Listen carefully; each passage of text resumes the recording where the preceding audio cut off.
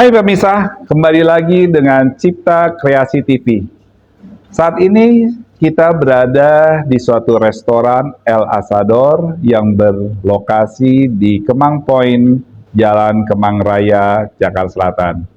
Ini adalah restoran khusus Amerika Selatan yang mempunyai ciri khas. Pemirsa, Cipta Kreasi TV yang saya hormati dan saya cintai, hari ini kita akan membicarakan sesuatu yang sangat menarik, yang sangat fenomenal. Kebetulan sahabat-sahabat saya sudah hadir di sini. Ini sahabat-sahabat saya bukan orang sembarangan nih, udah punya nama di Republik ini.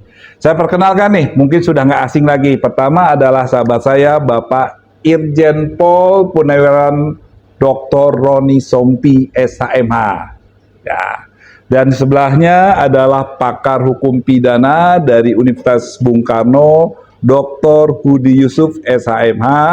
Dan di samping saya nih yang cantik nih, ini Ibu Brigjen TNI Purnawirawan Dr. Ibri. Udah saya terkenal Ibri aja Bu ya. Nah, yang akan kita bicarakan saat ini adalah yang lagi viral di masyarakat, yaitu masalah restoratif justice. Dari penuntutan dan penyidikan ya, khususnya di penyidikan.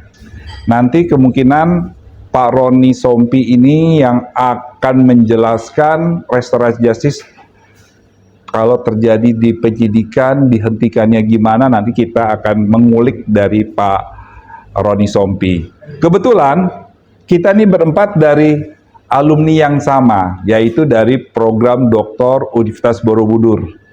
Jadi kita sapa dulu nih buat profesor kita, pimpinan kita Borobudur, Pak Faisal, Pak Bambang. Kita hadir di sini Pak. Borobudur unggul. Unggul. Oke lah, untuk mempersingkat waktu, saya ingin bertanya dulu nih, khususnya pertanyaan masyarakat awam. Pak Roni, Pak Hudi, awam mungkin bertanya-tanya, apa sih yang dimaksud dengan restoratif justice? Mungkin Pak Roni atau Pak Hudi silakan bisa Pak menjelaskan Pak. Silakan Pak. Jadi restoratif justice ini dikemukakan oleh beberapa ahli, ya bukan dari Indonesia awalnya, setelah melihat praktik penyelesaian permasalahan hukum ya di masyarakat adat. Misalnya kalau Marcel itu mempelajari masyarakat adat di Maori ya, di daerah Selandia Baru. Bagaimana masyarakat adat itu menyelesaikan persoalan-persoalan hukumnya, melibatkan korbannya, pelakunya, dan masyarakat di mana komunitas itu berada, dan diupayakan pemulihan terhadap kerugian korban.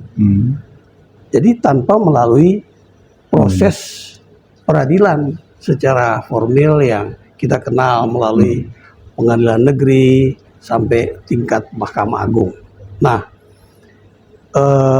pemahaman tentang pelaksanaan restoratif justice seperti ini sebenarnya di masyarakat adat di Indonesia sudah berlangsung sejak sebelum kita merdeka. Jadi misalnya contoh ya, di masyarakat adat Minangkabau ada istilah kerapatan nagari, di mana Nini Mama, Bundukan Duang, dan masyarakat adat mereka menyelesaikan. Biasanya persoalan-persoalan itu menyangkut pertanian, ya, mungkin batas irigasinya dan sebagainya. Di masyarakat adat Batak ada istilah Dalian Natolu, ya. Kemudian mungkin kalau di Bali Trihita Karana, ya. Tapi di Papua ketika ada persoalan perkelahian antar suku, mereka diproses dengan hukum nasional, KUHP katakanlah ya. Mereka merasa nggak selesai. Tapi ketika para kepala sukunya diajak bersama-sama menyelesaikan dengan istilah bakar batu, maka selesailah mereka. Jadi ada yang berkewajiban membayar berapa ekor hewan yang mereka sepakati. Biasanya di sana kan babi ya. Tapi persoalan-persoalan di masyarakat adat itu dengan hukum adat sebelum berlakunya hukum nasional sebenarnya itu sudah ada. Nah sekarang ini dengan beberapa kejadian yang terjadi, ya pelanggarannya biasanya KUHP. Kemudian ada rasa keadilan yang menguat disuarakan oleh masyarakat untuk diselesaikan. Muncullah istilah restoratif justice ini, keadilan yang sifatnya restoratif, keadilan yang memulihkan, mengembalikan kerugian yang dirasakan oleh korban dan juga masyarakat, ini mengemuka. Nah, jadi bisa kita lihat bahwa keadilan restoratif atau restoratif justice ini adalah proses penyelesaian perkara-perkara yang sifatnya pidana, bukan perdata, tanpa melalui sidang pengadilan, tapi melibatkan korban, pelaku, ada masyarakat, komunitas yang sifatnya diwakili secara independen, sehingga ada pemulihan kerugian di sana. Nah itu dari apa yang bisa saya pelajari selama ini. Tapi saya kira kalau Pak Hudi kan beliau memang dosen ini ya, tentu beliau akan bisa melengkapi Pak Boy. Terima kasih nih. Ini ada pertanyaan lebih spesifik lagi. Dari penjelasan Pak Roni kita sudah tangkap restoratif itu adalah bagaimana upaya untuk menyelesaikan suatu masalah tanpa harus ke pengadilan. Ya, nah, betul.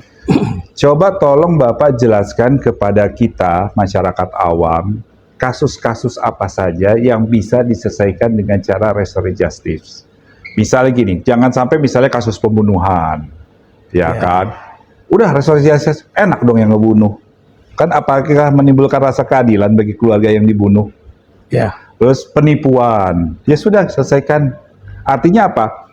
Kalau itu diterapkan, artinya tidak menimbulkan efek jerak.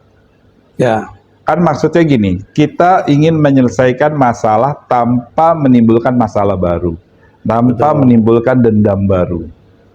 Ya kan, kalau misal bisa selesaikan dengan cara perdamaian, ya kita bolehkan perdamaian.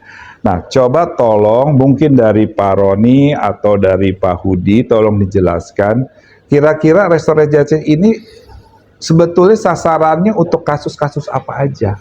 Silakan Mbak. Oh, oke. Baik. Jadi pernah kan terjadi pada awal reformasi beberapa kejadian pencurian lah, yang pencurian ini kan di KUHP ada pasal-pasalnya. Kalau pencurian dengan pemberatan pasal 363, pencurian dengan kekerasan 365, pencurian biasa 362. Tapi pencurinya ini ya nenek-nenek, hanya untuk mengisi perut ya, oleh polisi yang memang dilapori oleh yang menangkap pelaku pencurian ini, ya memprosesnya. Karena KUHP maupun KUHAP kita belum mengatur kasus dengan delik biasa ya, bukan delik aduan, bisa dihentikan proses penegakan hukumnya di kepolisian. Maka mau tidak mau diproses lanjut dengan pemikiran selesai di sidang pengadilan. Nah, karena ada beberapa kasus yang akhirnya diselesaikan oleh hakim dengan konsep juga keadilan restorasi atau keadilan restoratif, maka kemudian jaksa pada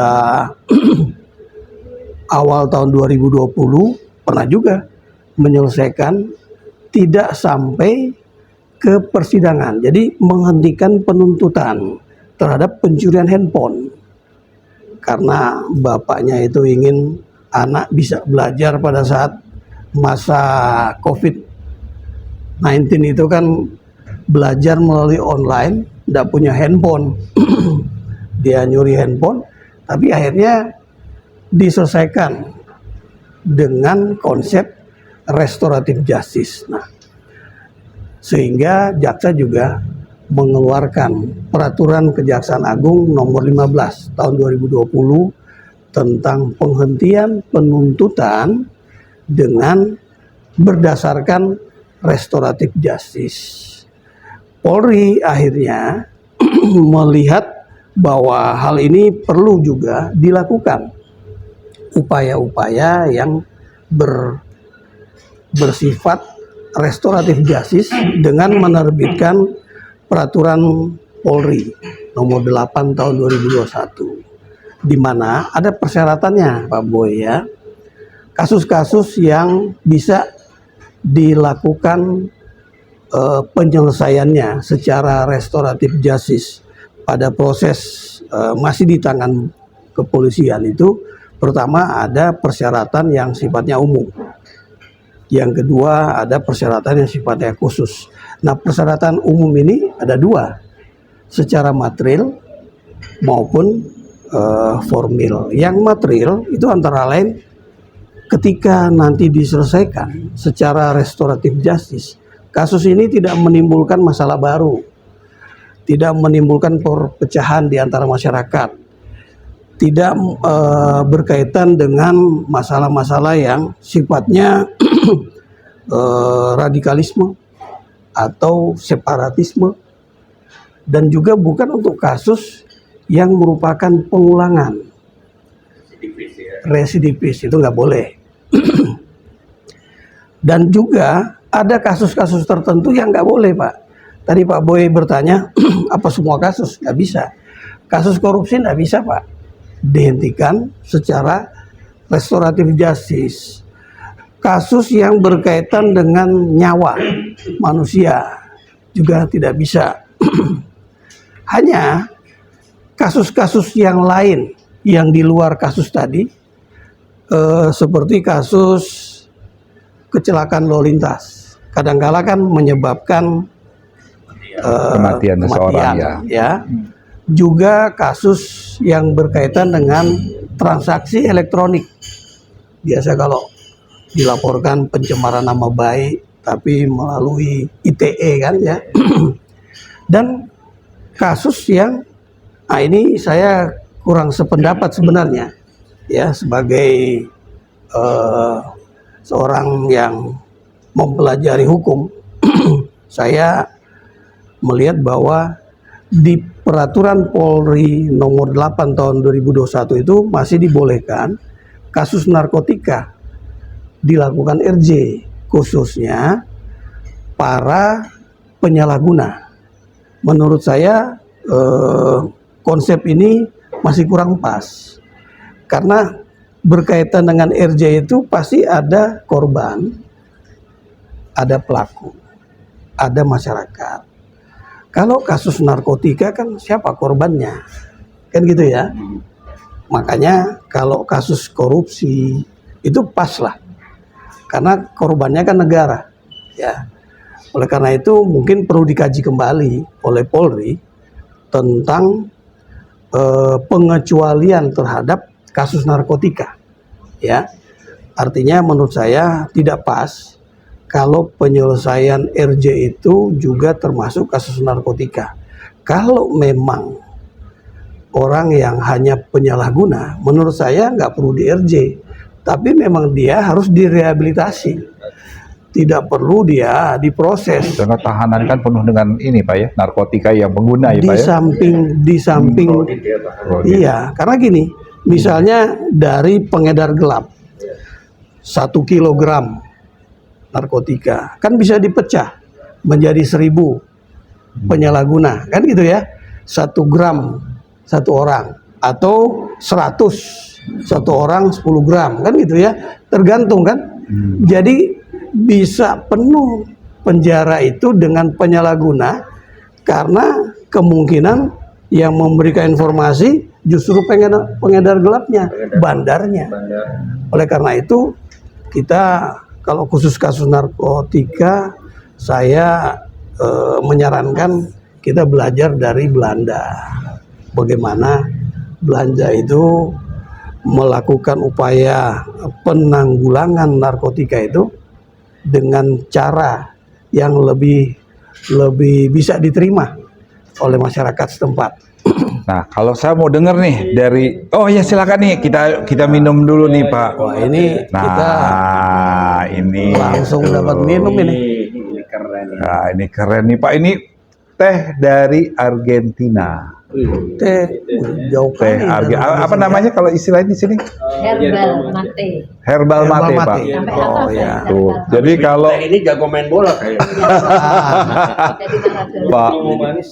nah itu manis baik, ya. ya. Aduh, Pak. Ini di sini Tapi kayaknya sudah manis semua, Pak. di El Salvador manis ini ya. inilah keistimewanya Pak. Jadi kita nih bisa minum ngopi-ngopi. Jadi saya bilang, ya terima kasih Mas. Baik, makasih. Nah, ayo kita cobain dulu nih Pak. Ini, Coba dulu. ah, nah satu lagi nih pemirsa. Kalau datang ke sini dengan mensubscribe acara ini, ya kan, dan sebutkan Cipta Kreasi Family, maka akan mendapatkan diskon 10%. Ini nih, ini baru kita teh aja, belum yang lainnya nih. Oke Pak, sambil kita cicip-cicipan ya. Ini caranya harus dikocok dulu pagi nih Pak. Nah, gitu tuh. Nah, jadi biar Oh, enak harus rasanya. dikocok dulu dulu. rupanya ini ya. Ini minuman Argentina ngocoknya beda Pak.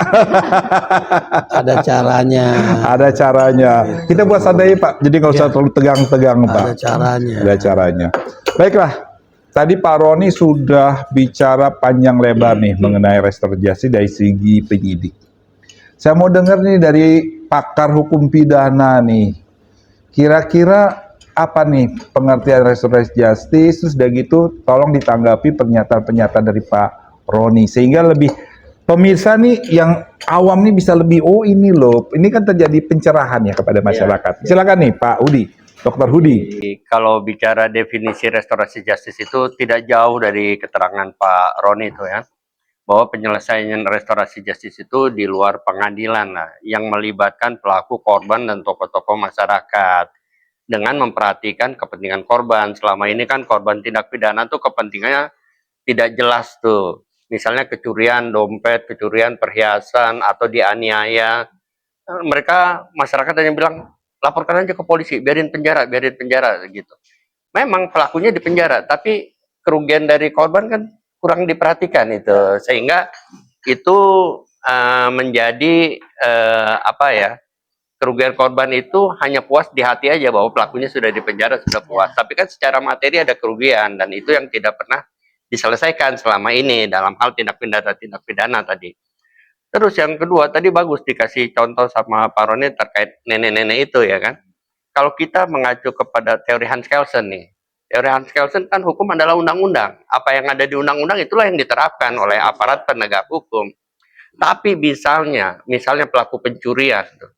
Kalau pelaku pencurian misalnya di KUHP hukumannya 5 tahun nih misalnya. Tapi sebab mencuri itu ada berapa gitu kan? Ada sebab mencuri misalnya buat hura-hura, ada sebab mencuri karena kejiwaan, ya karena hobi mencuri itu klepto kan? Atau juga ada sebab mencuri karena kebutuhan. Nah, kalau menurut teori Hans Kelsen berarti tiga-tiganya mau 4 tahun misalnya semua harus 4 tahun pukul rata tuh namanya mencuri. Tapi memenuhi rasa keadilan kan? Tidak kan? Karena kalau yang karena kebutuhan ini harus bagaimana nih? Begitu misalnya istrinya sakit atau tidak bisa makan di rumah, ya enggak? Jadi akibatnya ada asas kausalitas, sebab akibatnya dia harus mencuri. Kalau nggak mencuri, dia tidak bisa makan atau istrinya tidak terobati. Nah, yang begini kan akan berbeda nih dengan yang mencuri karena hobi, mencuri karena buat hura-hura. Ini penting nih di RJ nih. Seperti itu. Kalau tidak dapat makan kan kalau menurut undang-undang dasar kan fakir miskin anak telantar dipelihara oleh negara. Ini harusnya dikembalikan ke negara. Dengan dia melakukan pencurian, negara harus memperhatikan nih penuh terhadap pelaku ini, bukan harus dihukum kan. Nah, caranya bagaimana itu kan kita jelas teman-teman di kepolisian tadi sudah bijaksana. Cuman kan sayang nih kalau sampai ke pengadilan harus mendekam di penjara dulu nih. Yang kita sayangkan kan itu. Seharusnya kalau mencuri itu langsung tuh di RJ aja. Ya nggak, bagaimana cara menyelesaikan supaya tidak mencuri lagi, kan begitu. Contoh kasus nih Pak, ini yang kasus nenek-nenek ya, dia hanya mencuri bakau kalau nggak salah ya waktu itu. Tapi kan dia melalui proses panjang Pak, sampai RJ-nya diputuskan di pengadilan. Artinya kalau kita udah sampai pengadilan itu ada proses penyidikan, penuntutan dan sebagainya. Baru nanti ke pengadilan kan. Nah kalau sudah pengadilan kan restoratif justice gimana kalau sampai putusan? Satu itu pertanyaan pertama. Terus yang kedua, saya ingin bertanya selaku masyarakat awam, kekuatan hukum restoratif justice di mana? Saya lagi nih Pak Roni, saya berdebat nih sama Pak Hudi, Iya. gontok-gontokan. Udah gitu Pak Roni datang sebagai penengah, sudahlah damai.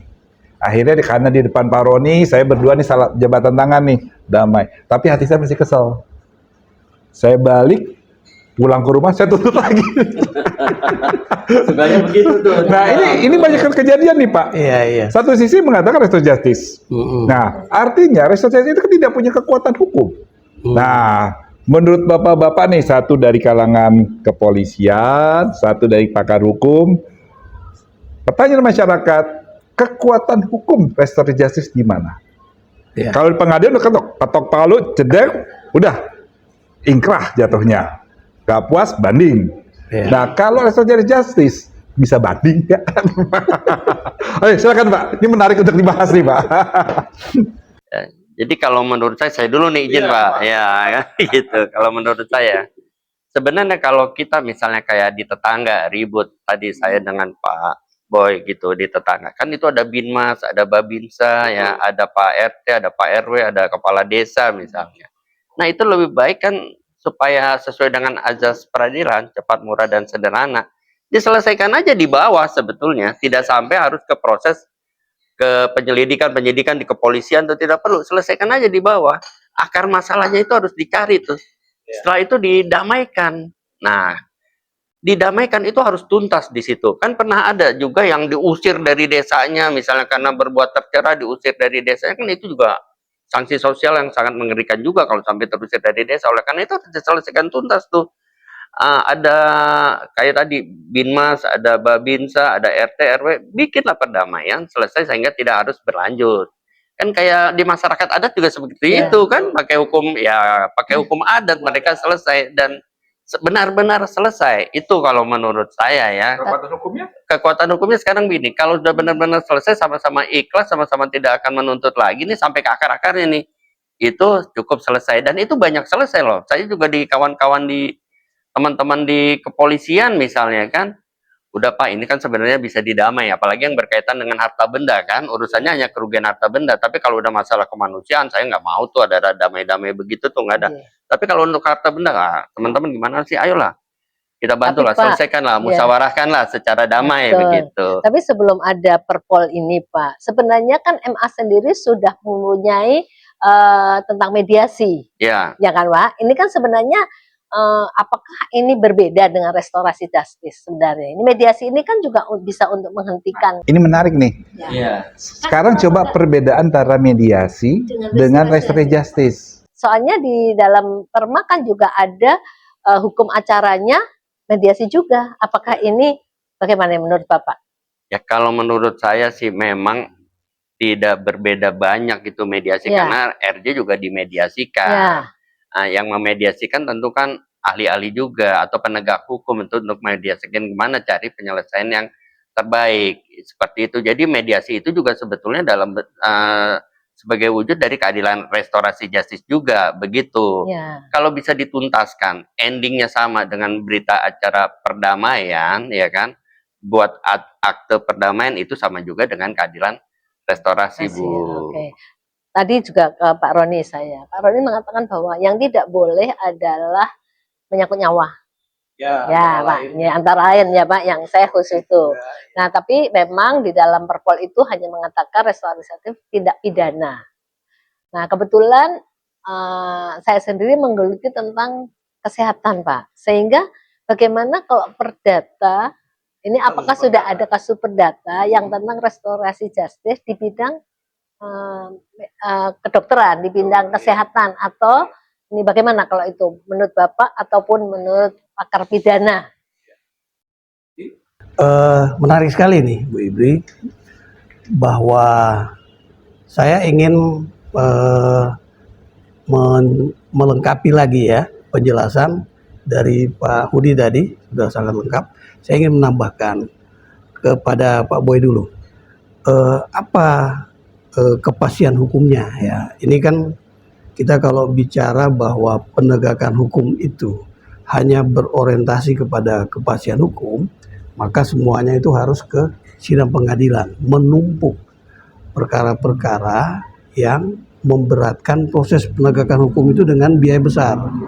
Ya. Secara penyelesaian restoratif justice ini sebenarnya tidak beda dengan penyelesaian secara hukum adat. Sanksi sosial itu justru sangat kuat bagi masyarakat adat. Oleh karena itu, saya kira proses yang diselesaikan secara restoratif justice tidak lagi melihat adanya kepastian hukum. Dia lebih kepada adanya rasa keadilan dan menyelesaikannya.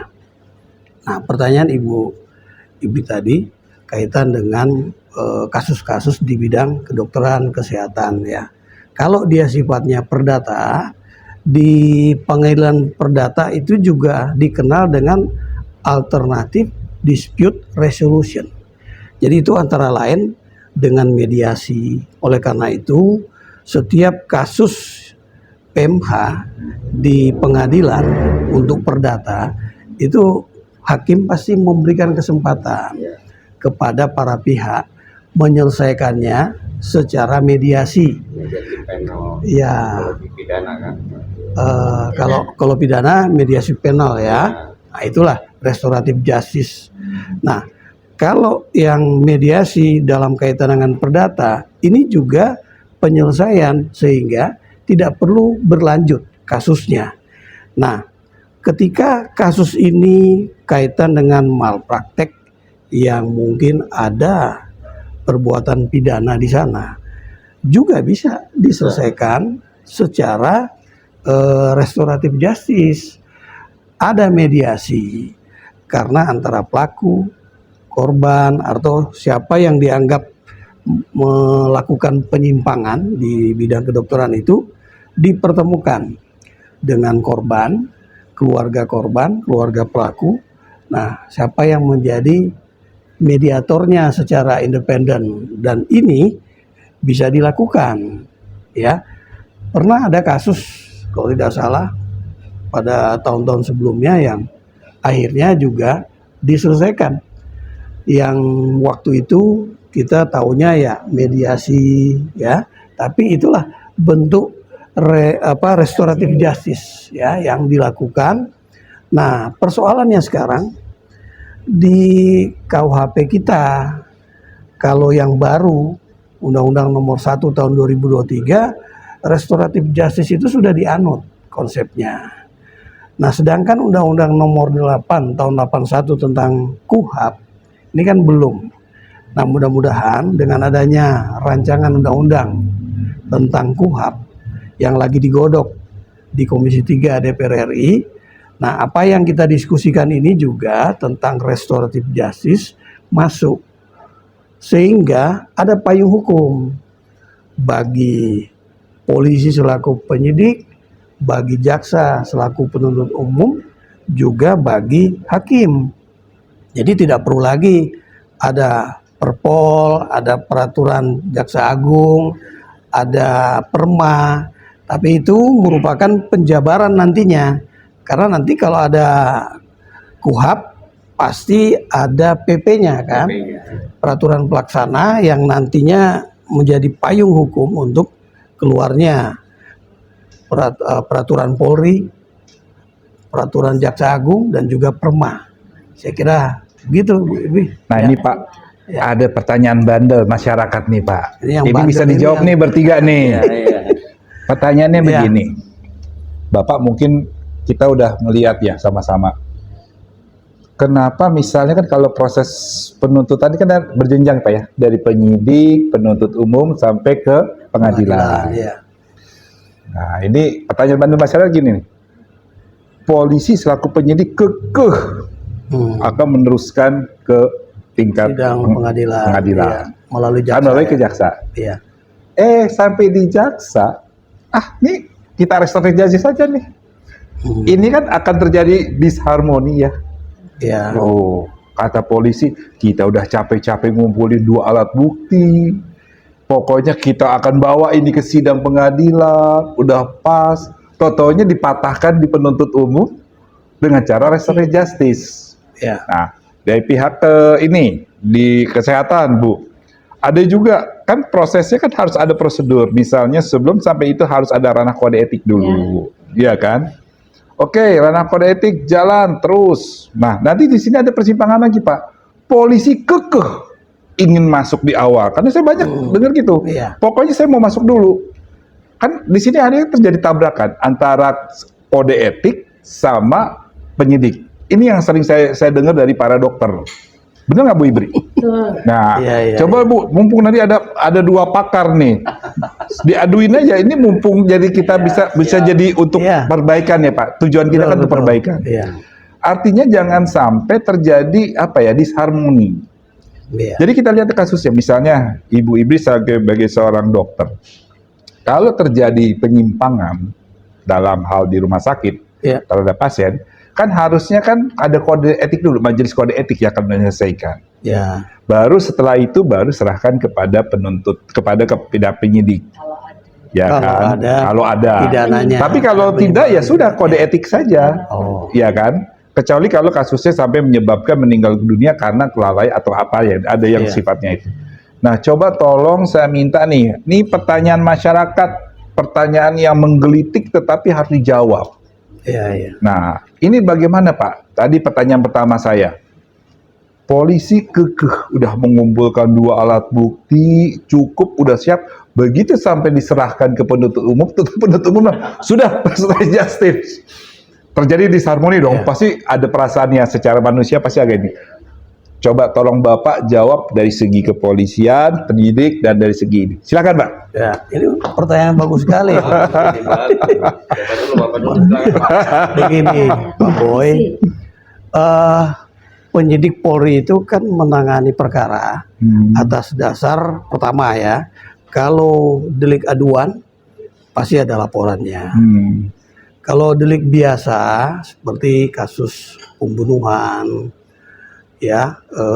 atau penganiayaan, pencurian itu tidak selalu harus diawali oleh laporan oleh korbannya, tapi polisi bisa berinisiatif.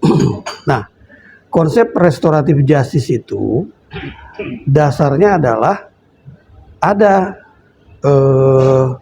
keadilan, rasa keadilan yang dianggap tidak dirasakan atau tidak diperoleh baik korban maupun tersangka juga masyarakat. Sehingga restoratif justice itu perlu dilakukan.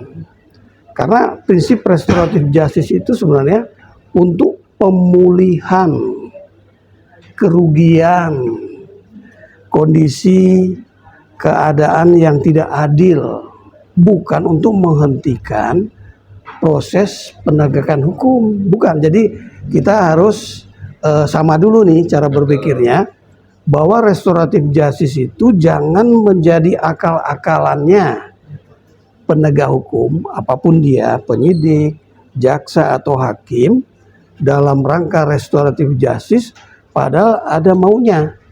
Ya, karena bukan untuk menghentikan proses penegakan hukum, tapi kalaupun restoratif justice itu tidak bisa diambil oleh penyidik karena ketidakmampuan dia, ketidakberdayaan dia, payung hukumnya tidak ada, juga jaksa penuntut umum tidak bisa melakukannya, maka mau tidak mau di sidang pengadilan lah hakim bisa mengambil sebuah keputusan atas hasil pemeriksaan di sidang pengadilan, hakim bisa menentukan, oh kita ambil keputusan yang berkeadilan. Jadi kalau misalnya polisi ngotot, untuk apa? Kan itu ya. Polisi ngotot ketika adanya ketidakadilan di dalam ada sebuah perkara ditutup-tutupi, tidak dilaporkan, tapi perkara itu bukan delik aduan. Nah, Polri bisa proaktif mencari yang dalam konsep KUHAP itu disebut penyelidikan, mencari ternyata ada bukti permulaan yang cukup, ini pidana. Bukan saja perdata, katakanlah kasus di lingkungan, misalnya di lingkungan kedokteran, kesehatan. Mungkin dalam prosesnya karena ada rasa ketidakadilan dari pihak pasien misalnya, Polri bisa melakukan upaya penyelidikan, tapi tentunya itu juga memperhatikan kode etik, bagaimana tata kelola yang ada di rumah sakit dan sebagainya. Artinya kita harus melihat bahwa restoratif justice itu adalah cara untuk menyelesaikan konflik dalam bidang hukum yang tidak menimbulkan kerugian yang lebih besar kepada korban, tapi bukan untuk menghentikan proses perkara yang sebenarnya untuk keadilan. Itu dari saya. Waduh, terima kasih. Ya, gimana, silakan. Mungkin kita sebenarnya harus memberikan edukasi kepada masyarakat. Kenapa kalau kasus kedokteran itu kasus kesehatan, ini kenapa harus ke kode etik dulu? Sebenarnya bukan karena etikanya. Jadi masyarakat ini kalau kalau menurut saya adalah kalau sudah ada kasus kedokteran mesti malpraktek. Padahal bukan seperti Belum itu. tentu malpraktek. Perjanjian perikatan kita adalah perikatan usaha, perikatan upaya, bukan seperti bengkel mobil yang perikatannya perikatan hasil. Kalau Bapak masukkan mobil warnanya harus hitam dengan seri sekian, tidak hitam, Bapak boleh tuntut. Tetapi kalau Bapak datang ke saya karena penyakit sesuatu, misalnya Bapak ada kutil, ada apa, saya mengobati kok tidak sembuh. Nah, ini dilihat dulu apakah saya kan mau berusaha saja dengan tentunya bukan berusaha buta dengan SOP-SOP yang sudah ada berdasarkan ilmu pengetahuan. Tetapi Bapak ternyata tidak sembuh, padahal sesuai dengan ini sudah sesuai dengan draft-draft ilmu pengetahuan yang ini sudah benar. Nah, ini sebenarnya bukan kesalahan pada kami, jadi bukan praktek, tetapi resiko medis. Nah, hanya saja masyarakat kalau polisi sudah turun tangan, di dalam pikirannya pasti salah. Nah, ini pasti. Nah, ini makanya sepertinya barangkali polisi juga akan penegak hukum sebenarnya tahu. Tetapi kalau begitu polisi ada wajah, oh ini pasti salah. Ini yang menyebabkan sepertinya polisi dan dokter eker-ekeran, padahal bukan begitu. Nah, ini yang juga nanti mungkin kepolisian juga harus atau penegak hukum juga harus mengatakan saya ke sini bukan dalam rangka menghakimi dia, tetapi ya tadi mungkin melihat menjadi barangkali. Nah, kepada kode etiknya itu bukan sekedar kode etik, akan dilihat secara profesi dokter apakah dia melakukan pelanggaran berdasarkan yang sudah ditentukan. Kalau memang tidak, berarti dia tidak bisa dimasukkan ke dalam ini. Kalau puas dan tidak puas seperti kita dagang, kadang-kadang mereka meminta bukan kebutuhan, tetapi kepuasan. Siapa yang bisa memuaskan? Ya kan, Pak? Tapi kalau siapa bisa memberikan kebutuhan, ya. Tapi kalau apakah Bapak yakin Bapak bisa memuaskan? Kan tidak, bukan alat pemuas katanya gitu Pak ya. Nah itu Pak. Ini sangat menarik ya, tapi sayang nih waktu kita sangat terbatas ya. Tapi saya rencana gini, kita akan bahas lagi masalah ini Pak dengan episode yang selanjutnya Pak, yang tentu tidak akan kalah menariknya. Mungkin kelanjutan daripada restorasi justice. Karena gini, masyarakat kan boleh dikata nih sekarang ini kita pada membutuhkan kepastian hukum. Ya kan, baik semuanya harus kita tuntaskan semuanya ini. Nanti akan kita bahas lagi untuk episode selanjutnya. Sebagai closing statement, cukup singkat saja dari masing-masing Bapak, silakan. Jadi kalau menurut saya gini, saya sepakat dengan Pak Roni ya. Hanya untuk mencegah disharmoni tadi antara penegak hukum, Mahkamah Agung coba membentuk suatu sentra gakum gitu terkait kehadiran restorasi itu, yang di dalamnya ada pihak kepolisian, kejaksaan, hakim, dan pengacara tuh. Di situ kan suka klien itu bawa pengacara, sehingga tidak ada pemahaman perbedaan definisi dan prosedur multitafsir dari satu ini.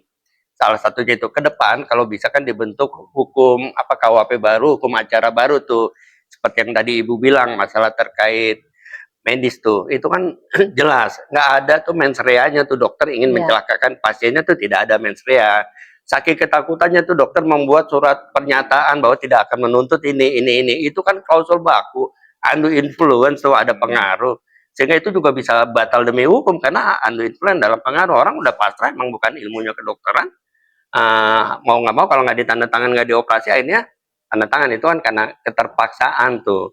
Sehingga kalau yang namanya malpraktek itu misalnya ini spesialis paru, yang sakit paru harusnya ada spesialis paru, tapi dikasih spesialis jantung misalnya, itu baru ada malprakteknya, itu baru. Nah di pihak kepolisian itu baru ada ranah pidananya tuh, orang sakit paru kok dikasih spesialis dengkul misalnya, kan nggak mungkin itu. Tapi kalau udah spesialis paru, dokter hanya berusaha semampunya, tidak ada mens rea-nya, tidak ada kepentingan politik juga kan, seperti itu. Kecuali kalau ada kepentingan politik, ini nih calon presiden nih nggak bagus nih, itu baru kali. Oke, kalau dari Pak Roni gimana closing statement? Kalau saya, bagaimana kita mendukung dan memberikan masukan kepada legislatif dan juga eksekutif di dalam menyelesaikan RUU KUHP yang sekarang ini sedang digodok, agar konsep restoratif justice itu dimasukkan, diatur secara jelas menjadi payung hukum, sehingga tidak lagi eker-ekeran. Oh, restoratif justice menjadi akal-akalan. Oh, restoratif justice untuk menghentikan penyidikan, penuntutan. Tapi restoratif justice sesuai dengan kebutuhan tadi yang Ibu sampaikan. Tidak ada unsur politik ya? Nah, tidak ada unsur politik. Ya. Terima kasih. Ibu terakhir closing statement. Saya untuk teman-teman kesehatan, mari kita membaca tentang hukum-hukum ini, karena hukum itu berlaku baik kita pernah membaca ataupun tidak pernah membaca. Kemudian untuk masyarakat, saya berharap bahwa juga belajar tentang apa sih hukum-hukum yang ada, sehingga kita tidak menyalahkan satu sama lain hanya berdasarkan asumsi. Aduh, terima kasih kehadiran bapak-bapak, ibu-ibu di sini. Ini pembicaraan yang sangat bermanfaat. Pemirsa Cipta Kreasi TV yang saya cintai, demikianlah sudah pembicaraan kita yang cukup menarik, dan nanti akan kita lanjutkan lagi sosialisasi ini dalam bentuk webinar, seminar, sehingga masyarakat benar-benar mengerti manfaat daripada restoratif justice. Demikian dulu perjumpaan kita, sampai ketemu lagi di lain kesempatan, di tempat yang indah lagi dengan disajikan oleh makanan dan minuman yang segar. Terima kasih. Dadah. Cipta Kreasi TV.